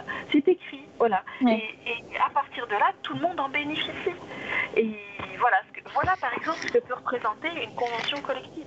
Ça serait un acquis énorme d'avoir un lieu de négociation qui permettrait aux syndicats d'auteurs et aux syndicats de diffuseurs et d'éditeurs de négocier des bases comme celle-là, qui sont, à mon avis, la condition sine qua non pour qu'après, individuellement, on puisse déjà s'appuyer sur un socle commun qui soit légitime. Est-ce que, Philippe, tu peux nous parler des disparités de rémunération dans votre secteur ? J'ai le son a coupé, pardon. Ah, pardon. Vous m'entendez là ? Oui, très bien. C'est chez moi. Je disais, est-ce que Philippe, tu peux nous parler des disparités de rémunération dans votre secteur ? Parce que, faute en tout cas de minimum, on ne dit pas tout réguler avec des grilles très strictes, mais une base, ne serait-ce que déjà une base. Finalement, qu'est-ce qui s'opère ? C'est que c'est toujours pour les mêmes, non ? Alors, c'est pas tout à fait pour les mêmes, puisqu'on a des dispositifs comme les aides à l'écriture qui sont... qui était un dispositif super bien organisé qui dépendait de la DGCA. Et comme Macron a décidé de tout décentraliser, ça se passe en drac, c'est un vaste bordel, passez-moi l'expression. Donc, nous avons commis un rapport assez épais, région par région, que nous avons envoyé à la ministre, qui sont en train d'étudier. On les voit tous les jours en ce moment pour essayer de se battre et corriger le tir, parce que c'est à peu près n'importe quoi. C'est-à-dire, en fait, ils sont des commissions totalement hétérogènes qui se passent dans des régions différentes, avec pas de compositeurs. Ce sont des commissions d'aide à l'écriture avec aucun jury représentativité, capable, c'est que oui. Et de lire une partition. Alors évidemment, que ça s'appelle aide à l'écriture, c'est comme si vous ameniez un aveugle lire un bouquin, quoi. En gros, s'il est en braille, ça va, mais sinon ça marcherait pas. Alors donc du coup, on en est là. Alors donc la commande jusqu'à présent, elle s'est organisée comment ? Soit les grosses structures comme Radio France, qui payent super mal, qui est très riche et qui paye super mal, parce qu'ils préfèrent payer Capuçon 25 000 € la soirée, ou Chung 40 000 balles la soirée en dehors de son cachet de 500 000 € annuel, parce que c'est ça la musique classique. C'est un gâchis d'argent absolument intolérable. Et j'ai écrit à 3 ministres successifs de la culture pour rappeler qu'on ne manquait pas d'argent pour la musique que nous faisons. On manque simplement d'égalité, tout simplement. Donc l'argent est distribué de façon complètement hallucinatoire. Donc du coup, si vous prenez les tarifs qu'appliquait l'État avec les aides à l'écriture, c'était pas si mal, parce qu'ils avaient demandé un peu aux compositeurs comment on pouvait organiser la chose. Maintenant, ils ont tout foutu en l'air, donc tout est à reconstruire. Le CNM s'intéresse évidemment à la question. Il nous dit, mais comment on pourrait faire pour vous aider ? On aurait dit, mais la meilleure chose, c'est nous foutre la paix, parce qu'on sait gérer. Vous nous prenez pour des imbéciles, nous savons gérer des structures. Donc si vous voulez aider la commande, par exemple pour les compositeurs, envoyez-nous des enveloppes, fléchez-les sur des structures, et à l'intérieur des structures, nous saurons payer les gens. puisque les structures ne veulent pas les payer convenablement, nous saurons les payer. Donc c'est une discussion qu'on a en ce moment qui est un peu tendue là-dessus, mais je pense que ce serait une bonne solution. Et après, il y a toutes les commandes qui émanent de Philharmonie de Paris, des orchestres, des théâtres, de l'opéra, de tout ce que vous voulez, où c'est à la tête du client. Alors évidemment, il y a la notoriété du compositeur qui compte, mais il y a des minima qui n'existent pas. Donc finalement, pour un jeune compositeur qui peut se retrouver aujourd'hui, mais j'en pleurais quand je vois ça, des jeunes compositeurs qui écrivent pour 1 000 euros. 1 000 euros, des pièces de 10 minutes, 15 minutes, parce qu'il n'y a pas de minima. Et maintenant, comme les institutions ont découvert le truc, la cocommande, alors c'est devenu la grosse obsession. Comme ça, on donne 1 000 balles, on donne 500 balles ici, et finalement, les pauvres jeunes gens, parce que c'est vraiment les jeunes gens, quand moi, à mon âge, je ne suis pas trop puni, mais les jeunes gens, ils se retrouvent avec des commandes à 2 000 balles. On n'écrit pas à 2 000 balles une pièce de 15 minutes qui va vous prendre 4 mois. On ne peut pas écrire pour 2 000 euros. On a quand même des problèmes très similaires, même si c'est vrai que c'est différent. Oui. Hein, Florence, comment tu écoutes ce que dit Philippe? Parce que c'est la première fois que vous vous rencontrez en plus. On pourrait dire exactement la même chose des jeunes qui commencent maintenant. Mais alors, nous, on a un système d'avaloir, c'est-à-dire une avance sur les droits qu'on doit rembourser en plus à la fin. Oui, je connais le système. Voilà. Tant qu'on n'a pas un pourcentage, parce que l'accumulation des pourcentages ne rembourse pas l'avance sur droit, on ne touche pas d'argent. Et même maintenant, moi j'entends parler de jeunes qui n'ont plus du tout d'avance sur droit. C'est-à-dire qu'ils attendent carrément 1 an et demi que leur bouquin soit diffusé et que enfin on leur rende leur compte et qu'ils touchent parce que ce qui a été vendu. Enfin, ça veut dire que c'est un désengagement total. Alors là, la prise de risque pour l'éditeur, elle est nulle, quoi. C'est le prix du papier, le prix de la diffusion, c'est-à-dire peanuts. Et ça, c'est indécent. C'est pas possible, ça. Alors du coup, on pourrait nous reprocher, nous compositeurs, mais oui, mais qu'est-ce que vous produisez en termes d'argent, vous avez évoqué le problème tout à l'heure. Évidemment, quand on écrit une pièce pour grand orchestre, on ne fait que faire dépenser de l'argent à l'État, d'une certaine manière, plutôt que d'en faire rentrer. Mais ceci étant, au même moment, le chef coûte 30 000 balles dans la soirée, si c'est un concert symphonique énorme. Il y a comme une grosse billetterie, c'est à la Philharmonie de Paris et ça. Mais la seule personne qui est oubliée là-dedans, franchement, c'est l'auteur, c'est le compositeur. Donc voilà. Donc moi, quand ils me disent il n'y a pas d'argent, j'ai attendez, on remet tout à plat. À ce moment-là, on supprime tout, on est d'accord. On est dans un gros système néolibéral, on se démerde et on ne vous demande plus rien. Mais si vous êtes capable de payer des gens ce prix-là, c'est que vous avez des sous. Donc il faut répartir. En fait, c'est juste un problème de répartition et, de générosité. On vient d'écrire à la France Musique en leur disant on est en plein Covid, vous passez de la musique jusqu'à Brahms en petits morceaux, mais jouez les compositeurs vivants. Jouez les vivants. Compositeurs vivants. Arrêtez, il vaut mieux un mauvais compositeur vivant qu'un Beethoven mort. Parce que j'adore Beethoven, mais il était à la FNAC en milliers d'exemplaires et ça suffit. Donc en fait, là, on est très coléreux, faut le dire. Je trouve que ce que tu dis, Philippe, est très juste. C'est-à-dire que ce qu'on a constaté durant la crise Covid, c'est qu'en soi, l'identification qui est faite des auteurs et autrices au sens large, elle est faite par rapport à des répertoires, mais qui sont des répertoires d'œuvres, qui mélangent les vivants et les morts. Oui, et en fait, c'est un vrai problème, parce que concrètement, je pense que c'est là le contraste, et c'est là qu'il y a une crise qu'on est en train de vivre, c'est que les vivants en activité, comme vous et moi, on voit bien qu'il y a un fossé, en fait, entre la façon dont les pouvoirs publics saisissent nos problèmes et comment parfois, en plus, ils pensent sincèrement nous aider et la réalité de notre quotidien. Parce qu'on mélange les vivants et les morts ensemble, c'est exactement ça. Sauf que nous, on est des êtres là, humains, vivants, en activité professionnelle, qui avons besoin d'être orientés et qui, en fait, on est des corps. Et je crois que c'est très intéressant, cette conversation, parce que très souvent, la peur d'un centre national artiste-auteur, ce serait de dire ça va gommer nos spécificités. Mais nous, notre conviction, c'est qu'au contraire, quelle que soit la forme, je dirais, de cette institution, de ce conseil, de ce centre, enfin voilà, en tout cas de cet organe, à un moment donné, qui est capable de construire notre culture commune d'auteurs et d'autrices, de créateurs et créatrices, c'est que ce qu'on a en commun, c'est que tous, on crée les œuvres qui sont ensuite interprétées, diffusées, enfin tout ce que vous voulez, projetées, etc., et qu'on est dans l'angle mort. On n'est pas visible, en fait. Mais regarde, on n'est même pas visible de nos éditeurs. Tu vois, c'est pas seulement les pouvoirs publics, les gens qui travaillent au plus près de nous depuis des dizaines d'années.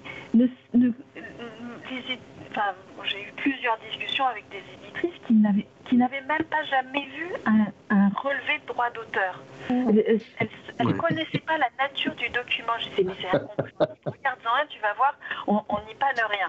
Et elles avouaient qu'elles n'en avaient jamais vu un. Même nos éditeurs et nos éditrices qui travaillent intimement avec nous sur la littérature, on n'a aucune idée de ce que peut être notre vie au quotidien, ou vraiment de très loin, et après qu'on leur ait longuement expliqué. Donc presque, j'ai envie de dire, c'est presque normal qu'au ministère, ils ne savent pas comment on vit, quoi. Et Philippe, parce que ce qu'on entend beaucoup, tu as une expérience des institutions fortes, comme tu l'as rappelé, c'est qu'un centre, ce serait une énième usine à gaz, ce serait long, ce serait compliqué. Qu'est-ce que tu réponds à ça, là-dessus ? Moi, je ne suis pas spécialiste. J'ai entendu dire le ministère l'autre jour qu'il pensait à une CPAM dédiée qui serait plus facile à gérer. En tout cas, pour notre sécurité sociale, oui. Voilà. Alors moi, je comprends une chose, c'est que c'est vrai que si on monte le CNM en ce moment, qui ne sait même pas l'argent dont il disposera l'année prochaine, ils sont vachement inquiets quand même, il faut bien le dire. Ils voient monter, l'idée de monter, on voit bien que le ministère, ça leur fait peur, il va monter un genre d'usine à gaz encore par là-dessus. Ils se disent, où est-ce qu'on est là-dedans ? Déjà que le CNM, par exemple, ne sait pas trop pour les commandes. Ils ne veulent pas empiéter sur la DGCA. La DGCA meurt de trouille de perdre ses prérogatives en termes de création. Mais, alors, je ne sais pas si vous voyez le truc. En fait, tout le monde a peur de voir une usine à gaz de plus qui se monte. Après, derrière ça, se cache quand même une grande peur de la prise de pouvoir des artistes sur les institutions. Nous, on a averti dès le début. Moi, j'aurais dit, vous savez, une journée, à quoi sert votre syndicat ? J'ai dit, prendre le pouvoir, tout simplement. Ça fait des années qu'on vous écoute, c'est vous qui allez nous écouter, vous êtes payés pour écouter les créateurs, ça suffit maintenant, c'est vrai que ça suffit. Et Jodlowski, qui fait partie des commissions, qui a monté le syndicat avec moi, fait partie des commissions en ce moment avec Caroline Sonrier à Lille sur l'opéra, il a dit, mais il faut que les compositeurs soient directeurs d'opéra, comme ça se faisait, c'est toujours fait comme ça. Et donc il faut retourner à des choses assez intelligentes, c'est-à-dire un compositeur qui ne dirige pas une structure opératique, etc., évidemment il va se faire baiser, passez-moi l'expression, parce qu'il tombera sur un col blanc qui se foutra de lui. Donc il y a un moment, il faut qu'on reprenne la responsabilité des choses, tout simplement comme on le fait là, nous tous. Et moi, j'adore cette idée. En tout cas, quoi qu'il en soit et où que ça mène, je dirais que ça oblige à confronter les pouvoirs publics d'une façon ou d'une autre à leur manquement. C'est-à-dire que si ce n'est pas un centre national artiste-auteur, quelle est la contre-proposition qu'ils nous formulent pour en fait arriver à pallier tous les manquements qui sont pointés par les missions qu'on attendrait de ce centre national. Alors je vous remercie parce que nous allons passer la transition, c'est assez court, on a 30 minutes à chaque fois par tranche, mais vraiment merci d'avoir participé à cette web émission et il y en aura d'autres et d'avoir partagé tout ça. On va retrouver maintenant Ma vie, mes œuvres, qui est une chronique où des auteurs et autrices de secteurs variés vont vous raconter pourquoi eux ils rêvent à un centre national artiste-auteur. C'est parti pour Ma vie, mes œuvres.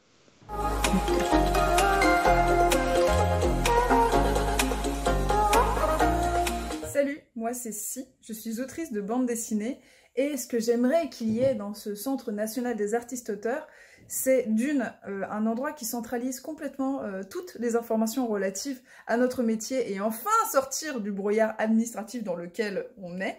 Un endroit qui centralise aussi toutes les aides sous un seul et même organisme d'État.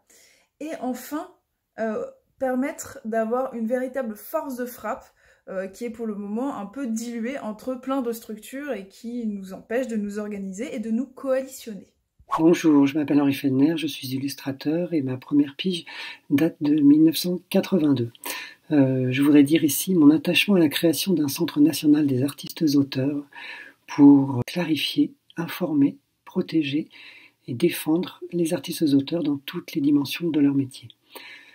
Clarifier parce que notre statut est complexe à nos yeux et aussi parfois aux yeux de l'administration elle-même, ce qui nous pose beaucoup de problèmes. Informer, car nos droits sociaux notamment sont méconnus ou très très difficiles à obtenir. Protéger, car les organismes qui se sont occupés de nous jusqu'à présent, AGESA, URSAF, sont trop souvent dysfonctionnels, à nos dépens. Et nous défendre, car le rapport de force avec nos interlocuteurs professionnels est trop défavorable à nous, aux artistes-auteurs, et nous avons besoin pour cela de la mise en place du Centre national des artistes-auteurs. Merci à vous.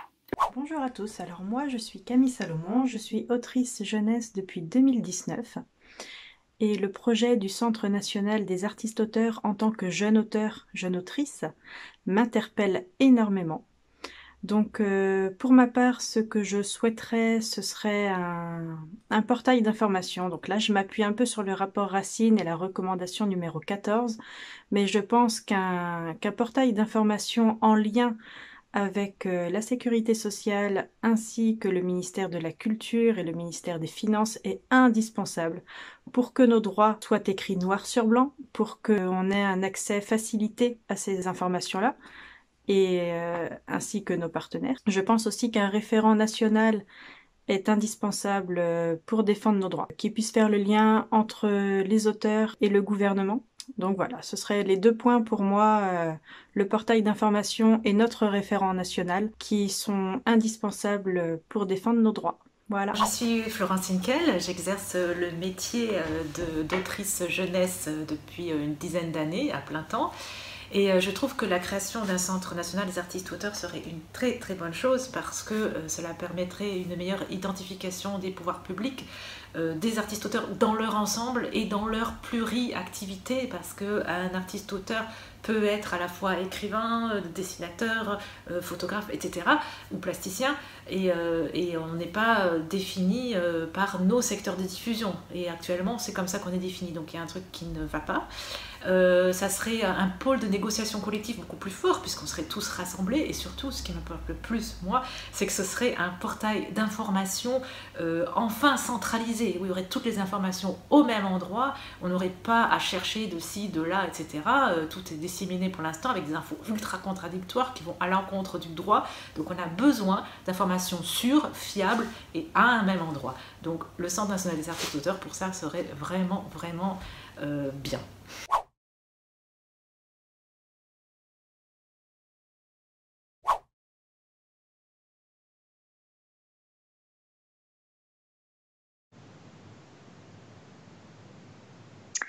Et nous sommes de retour après ce Ma vie, mes œuvres édifiant sur les difficultés que rencontrent les créateurs et créatrices au sens large. Et nous sommes rejoints par l'Association des traducteurs adaptateurs de l'audiovisuel, l'ATA, avec Sabine. Bonsoir Sabine. Bonjour, bonsoir.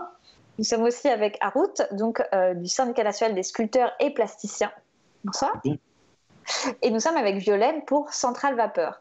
Alors, c'est le dernier tour de table, je dirais, de notre live. On a déjà vu beaucoup d'aspects. Mais est-ce que, peut-être pour commencer, Sabine, tu pourrais nous en dire un petit peu plus sur l'ATA, sur vos activités et sur aussi voilà, ce que vous pensez, en tout cas, de cette proposition d'un Centre national artiste-auteur. L'ATA s'est créé en 2006 avec vraiment cette idée d'unir les traducteurs de l'audiovisuel, donc les auteurs de doublage, sous-titrage, de traduction de documentaires et d'audiodescription maintenant aussi. C'est vrai que le besoin d'une structure s'est vraiment fait ressentir parce que les informations étaient très disséminées, donc c'est quelque chose qui parle encore aujourd'hui. Et donc elle s'est créée en 2006 et il y a eu pas mal de choses aujourd'hui. Il y a vraiment... Moi j'ai commencé à travailler il y a 20 ans, tout ça n'existait pas. Il fallait vraiment aller piocher les infos, et aujourd'hui de savoir qu'il y a des jeunes diplômés, des jeunes traducteurs diplômés qui arrivent dans ce métier, ont un endroit où aller. Et pour eux, c'est le naturel, en fait. Ça a toujours existé. Je trouve ça assez formidable. Et il y a beaucoup d'actions pour se faire connaître nos métiers, pour dialoguer avec nos interlocuteurs, nos commanditaires. On a créé des prix, d'ailleurs, d'adaptation en doublage, en sous-titrage et d'adaptation de documentaires. C'était de faire mieux connaître ce métier parce que c'est vraiment très méconnu. D'ailleurs, quand on parle par exemple de doublage, on parle toujours des comédiens et jamais de ceux qui écrivent les textes. Les comédiens, ils n'auraient rien à dire s'il n'y avait pas des auteurs de doublage derrière. Donc voilà, tout ça, ce sont les missions de l'ATA, et puis aussi de travailler en collaboration avec d'autres associations dans les mêmes domaines ou dans des domaines qui sont liés à nos activités, et puis à l'étranger aussi. Par exemple avec la VTE, l'association européenne des traducteurs de l'audiovisuel. Ah oui, vous devez avoir beaucoup de choses à l'international, puisqu'en plus vous êtes dans une problématique avec les plateformes, etc. En ce moment. Oui, c'est un gros sujet, ça. Oui. Mais oui, vous avez vraiment dans cette transversalité et cette approche mondiale. Aujourd'hui, c'est essentiel qu'on puisse avoir nos homologues avec qui discuter. Harout, est-ce que je peux te demander le même exercice de présentation? Bien sûr, merci. Et d'abord, merci pour cette initiative, cette série d'émissions qui est très intéressante et très, très utile pour tout le monde. Voilà. Donc, le Syndicat national des sculpteurs et des plasticiens, donc SNSP, il a été fondé en 1949. Et puis, nous sommes en lutte. Nous sommes, ça veut dire nos aînés, et puis on essaye de tenir le flambeau. On était de tous les combats, maintenant on continue. Et pour vous dire, c'est vraiment nécessaire parce qu'actuellement, avec le Covid, on est plutôt dans l'information parce que l'information manque cruellement à tous les artistes. Et les administrations et notre ministère, malheureusement, n'est pas les plus doués pour nous informer concernant l'essentiel. Il n'a pas d'outils déjà. Ce qui est vrai, c'est que si on avait déjà juste, mais même une page artiste-auteur, un portail d'information, comme on le disait, centralisé où on saurait où s'adresser, ce serait une sacrée avancée. Exactement. Et puis, quand ils disent quelque chose, il faut avoir un traducteur. Franchement. On fait des vidéos, nous. Vous voyez, c'est... Bénévolement, sans être... Bénévolement, évidemment, oui. Mais on paye évidemment les artistes qui nous produisent des vidéos, je le précise. Mais sinon, le reste, évidemment, est bénévole, oui. Les blagues à part, les sculpteurs, si vous voulez avoir les nouvelles de notre secteur, vont globalement assez mal parce que, puisque coupés de toutes les sources de revenus, coupés de toutes les sources de s'exposer, parce qu'un artiste qui ne s'expose pas, franchement, c'est très difficile d'être un artiste quand personne ne voit notre création. Et c'est notre but de notre vie, de notre passion, de notre profession, d'être exposé, d'exposer, montrer, d'exprimer ce qu'on a exprimé, parce que pour la société, un artiste, un sculpteur, un écrivain, c'est comme un spectre, si vous voulez. Et là, on est flouté. Et donc, pas d'exposition, pas d'animation, pas d'atelier, pas de passage à l'atelier, pas de visiteurs. Même, ça nous frappe directement, mais voyez-vous que cette histoire d'interdiction, par exemple, des animations festives, des festivités, des stations de ski, ça nous frappe indirectement aussi, parce qu'il ne faut pas se mentir, un artiste ne s'expose pas exclusivement dans les centres d'art ou dans les... Beaucoup d'artistes, et surtout les plus précaires, les plus vulnérables, ils s'exposent dans les foires, dans les salons, des petits salons localement, les marchés de Noël. Il y en a qui se rejoignent pour co-louer un chalet au marché de Noël pour combler ce vide de revenus qu'on a souvent dans cette période creuse de l'année. Parce que l'hiver, c'est un peu la période creuse pour les artistes, tout le monde le sait. Et puis, les stations de ski. Savez-vous le nombre de sculpteurs qui vivotent autour des stations de ski en faisant les sculptures sur glace, sculptures sur neige? Il y a beaucoup d'animations privées par les offices de tourisme, mais aussi des championnats, des concours de sculpture reconnus. Et tout ça, ça génère des revenus et c'est qui aide à combler ce vide de revenus. Et là, on est privé de tout, directement et indirectement. Et puis, à ça, il se rajoute aussi, mes adhérentes me parlent de ça, une manque de considération, mais vraiment de considération, parce qu'après le changement de ministère, Madame Bachelot, je dis ça ouvertement, on s'est dit, voilà, il y a un peu de temps, elle va prendre les rênes, etc. Franchement, depuis son entrée en fonction, elle s'est jamais adressée aux artistes auteurs directement.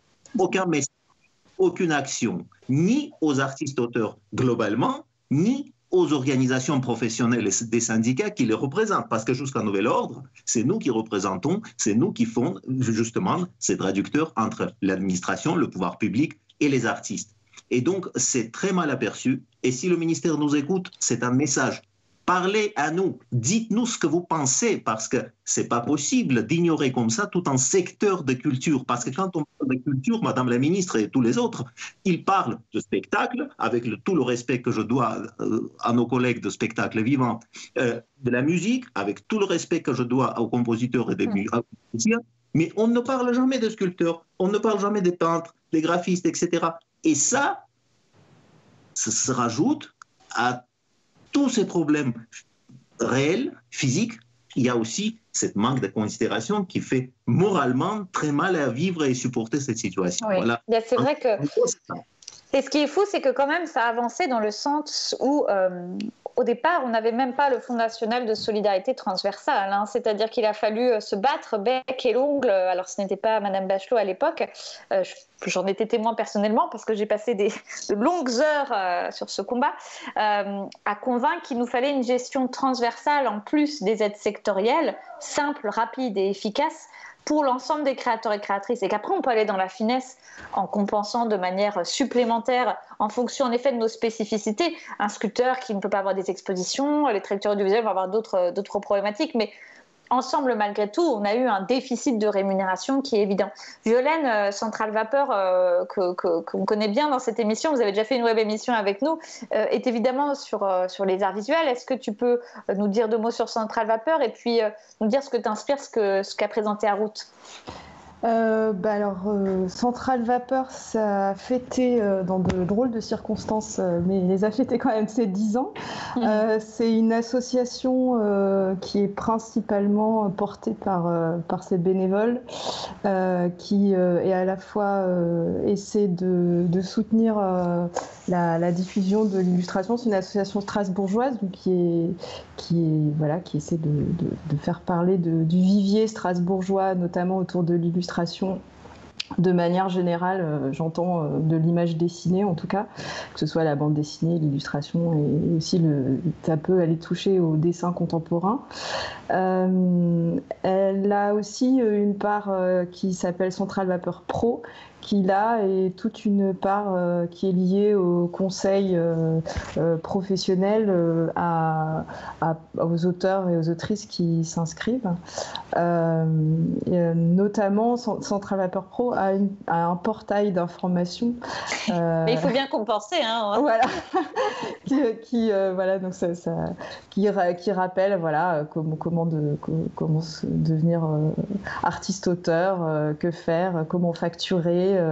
Donc qui rappelle surtout que tout ça est un métier et c'est bien que c'est surtout ça qu'on a envie de faire entendre, je pense au sein aussi sans doute de la création d'un possible CNAA.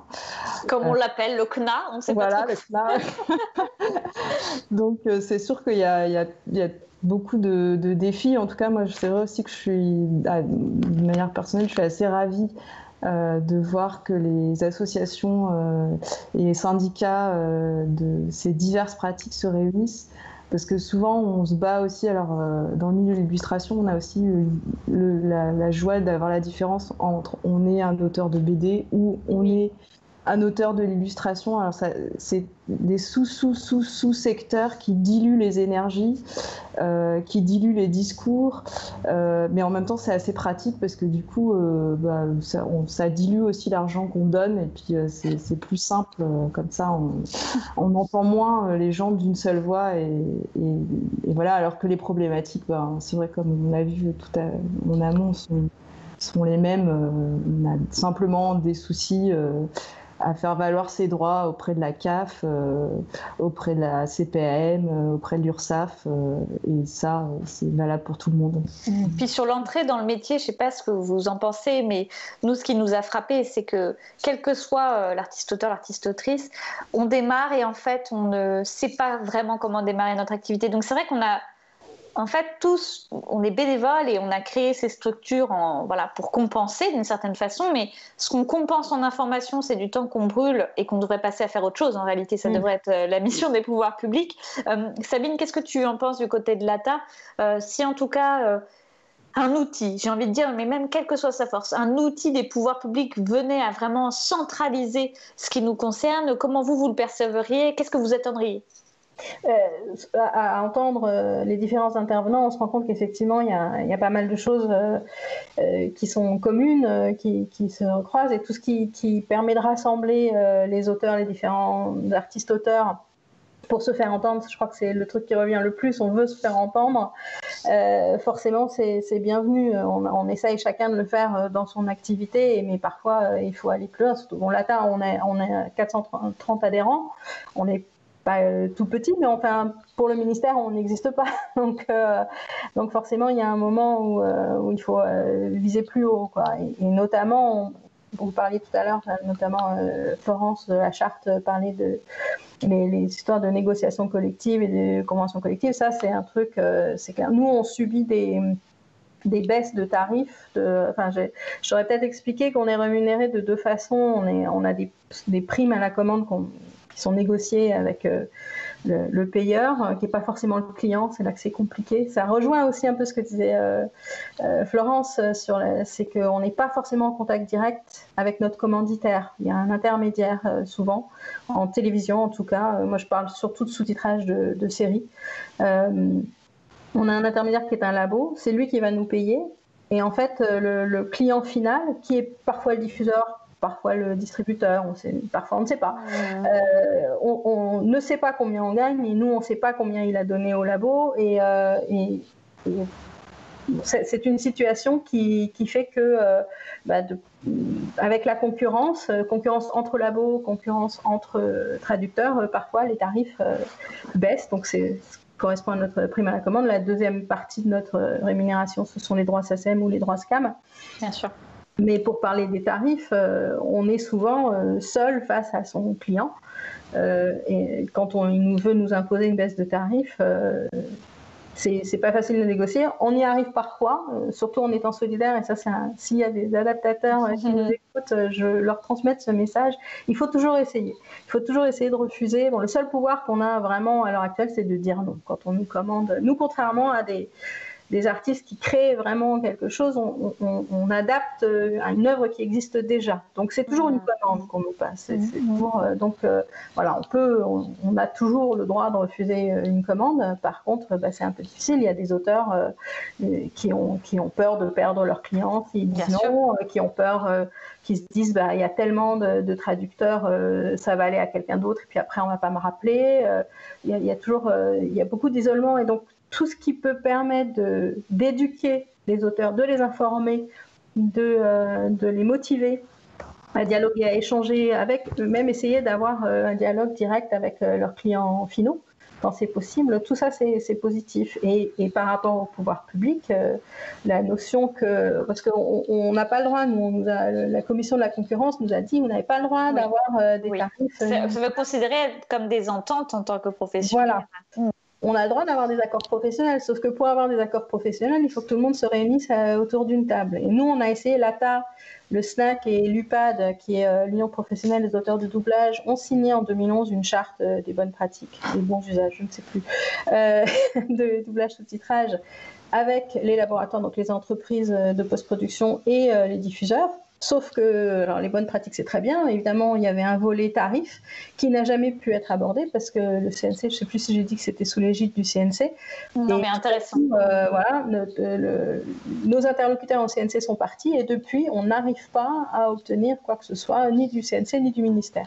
Ce qui est certain, en tout cas, je pense collectivement, et c'est vrai que la différence, c'est que je pense qu'on est des métiers de la création avec des secteurs de diffusion différents, parfois multiples. Là, on peut exercer un métier avec des œuvres diffusées dans plusieurs secteurs.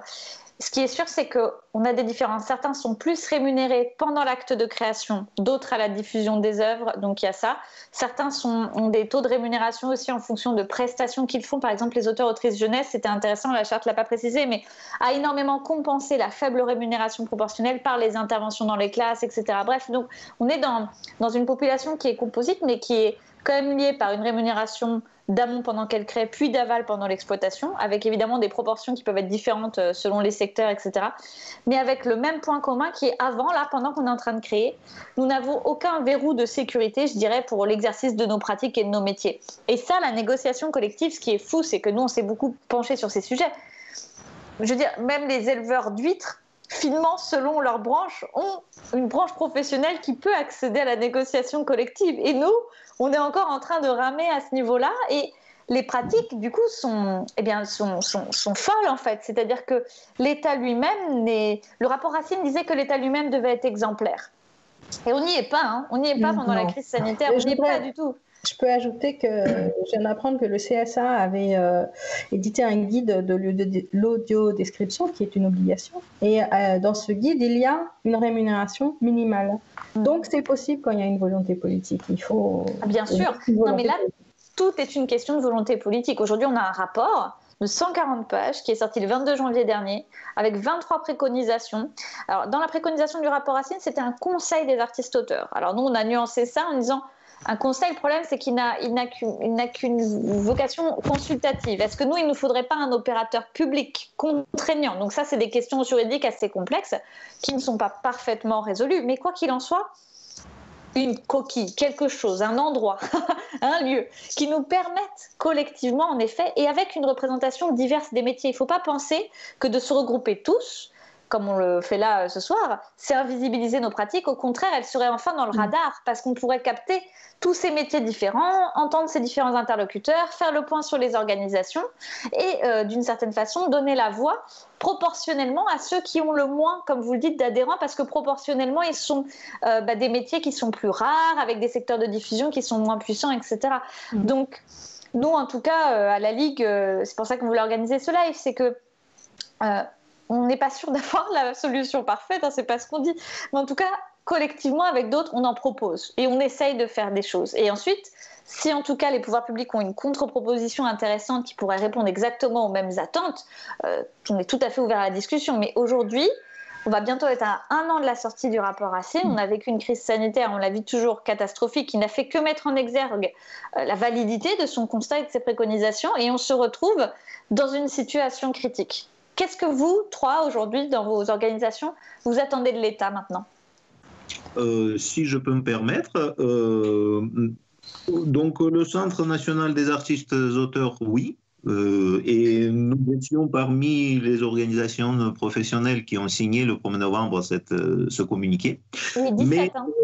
par contre, comme disait Philippe tout à l'heure, il ne faut pas une autre usine à gaz, parce que moi,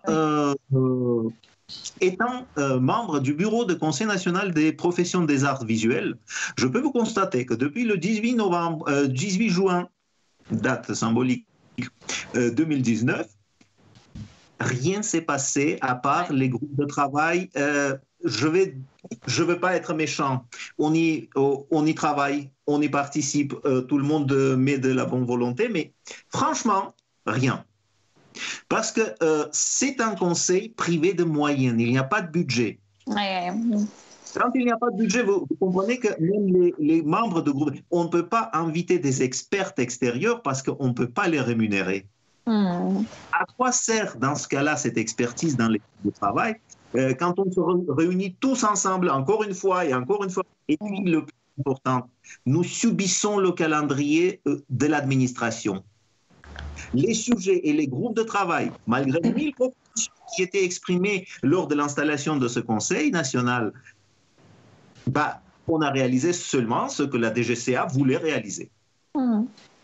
Heureusement pour la parité hommes-femmes, heureusement, ils ont avancé un tout petit peu, ils ont quelques préconisations, mais tout le reste, ça reste à faire. Et surtout, pour ce centre, j'aimerais bien souligner, et je vais finir, un mécanisme réel de saisine, soit de médiateur, soit d'imposition. Il faut avoir un outil pour imposer notre calendrier à l'administration et pas l'inverse qui se passe maintenant, parce qu'on est toujours dans le rôle de suiveur et on nous épuise avec des réunions, des groupes de travail, des sujets qui ne nous concernent pas, qui ne sont pas urgents, qui pouvaient attendre. Et pourtant, les sujets qui nous intéressent, les artistes, restent toujours de côté. Avant la création du Conseil national des professions des arts visuels, on nous disait il y aura le SNPAV et vous allez pouvoir poser toutes vos questions. Et une fois créé, rien. Et donc, j'aimerais pas simplement qu'on nous donne cette belle idée qui est le Centre national. Ce qui est sûr, c'est que s'il y a un outil. Détourner cette idée, parce que si c'est encore une fois un truc impotent, il ne faut pas le faire, vraiment. Ah non, mais de toute façon, ce qui est évident, c'est qu'aujourd'hui, là où on en est, nous, il n'y a plus de demi-mesure possible. C'est-à-dire, soit on a un vrai grand outil opérationnel, soit de toute façon, nous réagirons. Enfin, je pense qu'on est à un stade aujourd'hui où nous n'avons plus aucune retenue à faire un constat. On a essayé tout. Je veux dire, on a tout essayé. Je pense que chacun, dans nos histoires de structure, on a vraiment essayé plein de choses. Les chartes de bonne pratique. Enfin, je veux dire, on a tous un historique différent, mais qui se croisent dans le fait qu'on a essayé plein de choses et ça n'a pas marché. Donc maintenant, qu'est-ce qui peut marcher. S'il y a d'autres propositions plus fortes que ça, nous, on est preneurs. Hein. C'est-à-dire qu'aujourd'hui, en tout cas, ce qu'on voit, c'est qu'il n'y a pas d'outils, il n'y a pas d'identification, il n'y a pas d'observatoire, c'est qu'il n'y a pas d'instance de négociation collective. C'est qu'en fait, on n'est pas reconnu comme un groupe en tant que tel, les créateurs et créatrices. On est toujours, et il y en a un vrai problème qui est que chaque nouveau interlocuteur institutionnel, mais ça on l'a vu, hein, chaque changement de gouvernement, il faut tout réexpliquer depuis le début. Il n'y a pas de suivi en fait. Oui, si je peux. Oui, bien sûr, Sylviane. Si je peux me permettre, du coup, nous, on se rend compte beaucoup avec les inscrits et les retours aussi des adhérents, justement, de ces problèmes récurrents, qui reviennent tout le temps. Par exemple, je trouve qu'il y a un exemple assez criant sur le manque d'identification et aussi notamment sur le manque de formation. Peut-être que dans ce CNA, on pensait peut-être qu'il faudrait former quelques référents à la référent CPN, référent CAF, référent impôt, qui soient juste au courant en fait pour qu'on puisse à chaque fois donner des infos fiables aux artistes auteurs de la base, on va dire. Et un exemple criant, c'est pour ces fameuses aides Covid qui ont ensuite été redirigées vers de manière plus locale au centre d'impôts locaux. Nous, on s'est retrouvés avec des adhérents qui avaient des refus de l'aide parce que des fonctionnaires jugeaient au doigt mouillé s'ils avaient droit d'être artistes, auteurs ou pas. Exactement. Et qu'ils allaient voir sur les sites des gens pour juger s'ils étaient vraiment bien des artistes. Et déjà, notre statut même est dénié par un fonctionnaire qui a le pouvoir d'un coup de changer, de nous dire en fait non, vous en êtes pas. Voilà. Et donc, bon, évidemment, j'imagine que tout le monde a aussi subi les errements de l'URSSAF. Et, nous avons fait 2 lives sur le sujet. Vous pouvez revoir. Et cette méconnaissance, elle est très grave. Et c'est sûr que, effectivement, peut-être qu'un centre national permettrait aussi d'avoir une représentativité plus large, aussi de faire remonter tous ces problèmes de base, en fait.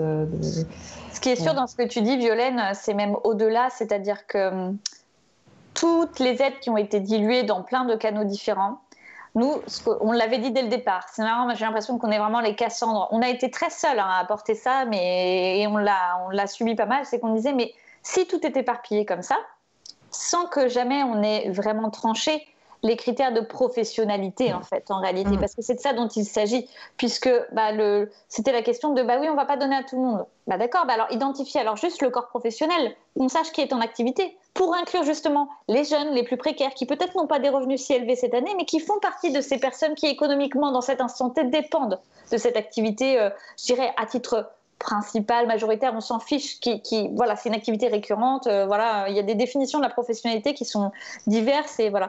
Mais tant qu'on n'a pas tranché ça, en fait, ce qui s'est passé, c'est que chacun dans des commissions a jugé de manière discrétionnaire de si cette personne méritait ou non une aide. On a eu vraiment des témoignages aussi d'organismes qui demandaient des justificatifs très personnels en fait sur la vie de ces personnes-là pour juger s'ils étaient ou non de bons artistes-auteurs. Parce que le fond, c'est quand même de dire est-ce qu'il n'y aurait pas une histoire de... Est-ce que moi, je pense que quand même, ce que fait cette personne, voilà, j'ai un droit de regard là-dessus et je peux le juger. C'est indécent dans la crise sanitaire historique, économique et sociale de notre siècle, de se dire qu'il y a une partie des professionnels de la culture qui vont dépendre du bon vouloir et quasiment de l'aumône d'un certain nombre de structures qui vont, de manière totalement subjective, juger de si on peut avoir droit ou non à une aide. C'est...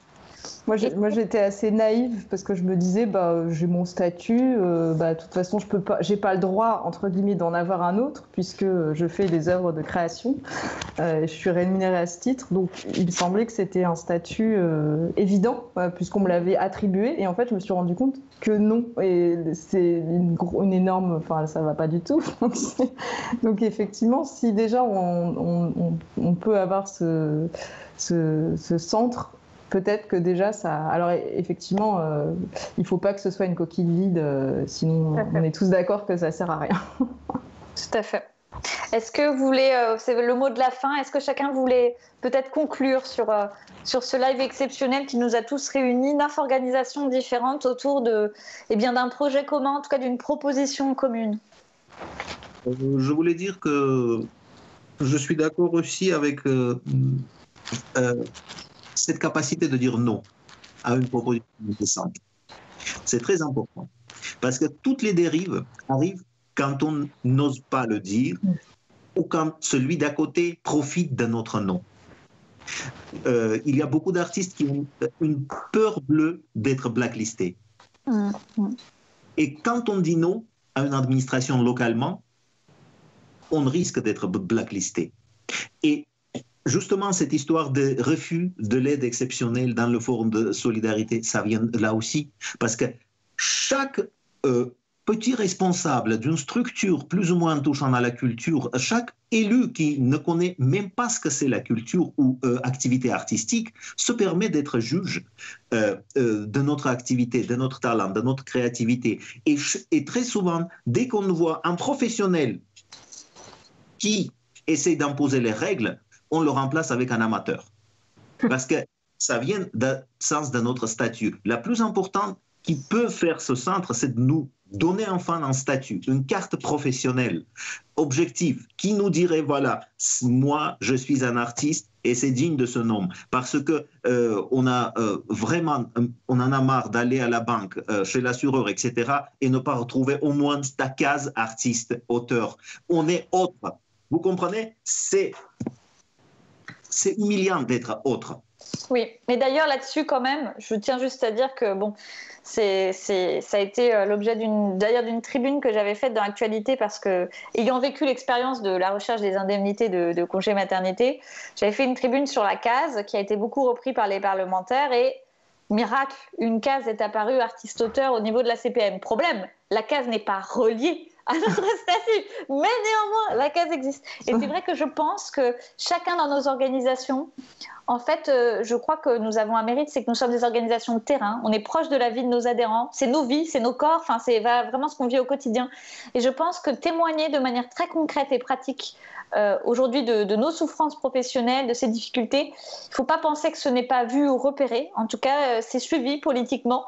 Et il me semble qu'on a là tous les outils ensemble pour donner plus de force à ces questions et de manière unie. Et ça, ce serait historique parce qu'on n'a jamais vu l'ensemble des créateurs et créatrices, au-delà de leur secteur de diffusion, porter ensemble la parole d'une souffrance professionnelle qui aujourd'hui, je crois, est unanime. Peut-être Sabine, si tu veux. Oui, ouais, c'est là-dessus que je voulais conclure en fait. C'est cette idée de communiquer. Ce que ce live a prouvé, c'est que malgré nos activités différentes, on a quand même beaucoup de choses en commun. J'ai découvert beaucoup de choses sur effectivement d'autres métiers. J'aurais pas imaginé que forcément ils étaient confrontés au même problème. Mais l'idée de communiquer entre autres, de communiquer